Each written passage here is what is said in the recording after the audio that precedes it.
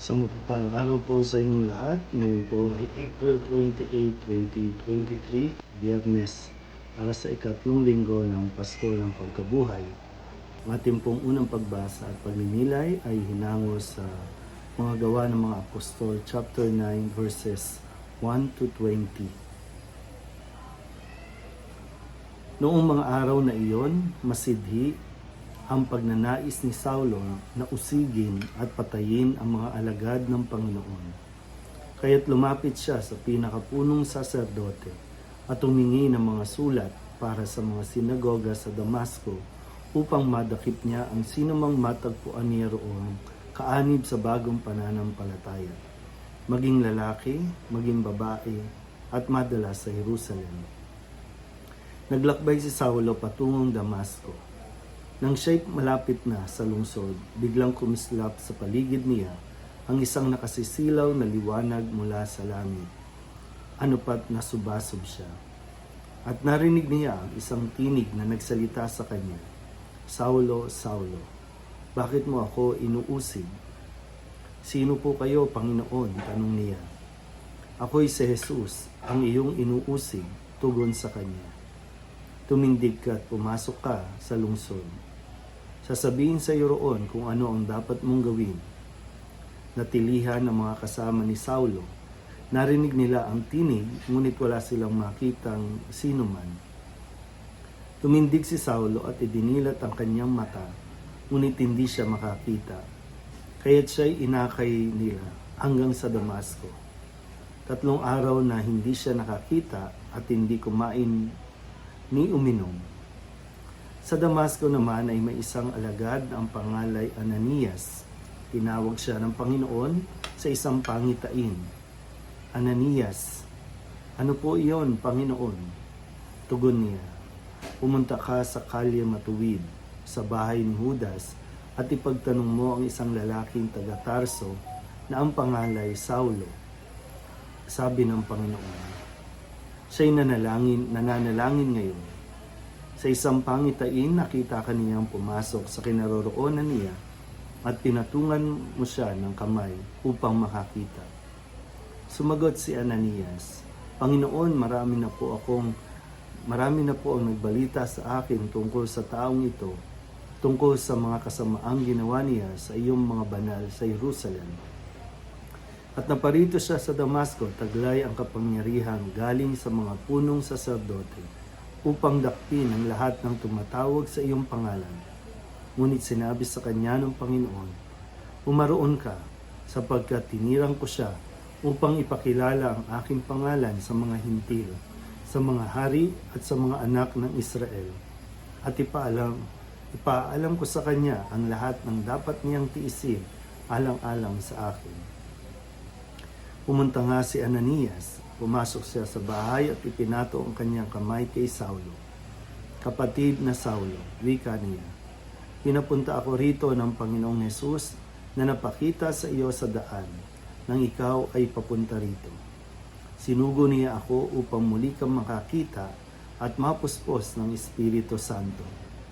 Pagdakay, may nalaglag na tila mga kaliskis mula sa mga mata ni Saulo at nakakita na siya.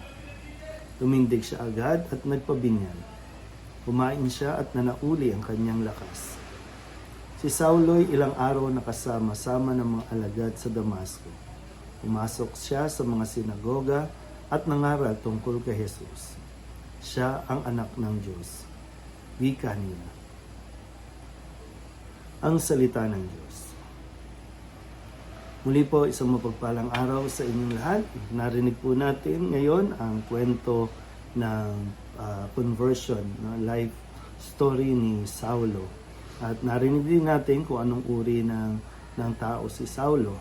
Siya ay mamamatay tao, nagpaparusa at pinahihirapan niya ang mga tagasunod o kumikilala kay Kristo. At ito ay dinadala niya sa Jerusalem upang doon ay parusahan o patayin. Pero maganda po dito na makita natin kung gaano din kahiwaga ang pagtawag ng Diyos para sa mga tao na upang gamitin sa pagpapahayag ng mabuting balita. na si Saulo, kung ituring ng karamihan o ng lahat, ay napakasamang tao, pero si Saulo nga, no, tingin niya sa sarili niya ay tama ang kanyang ginagawa dahil siya ay tapat sa kautusan na kanyang natutunan simula pa nung pagkabata, ng mga aral mula pa, parang sabihin natin,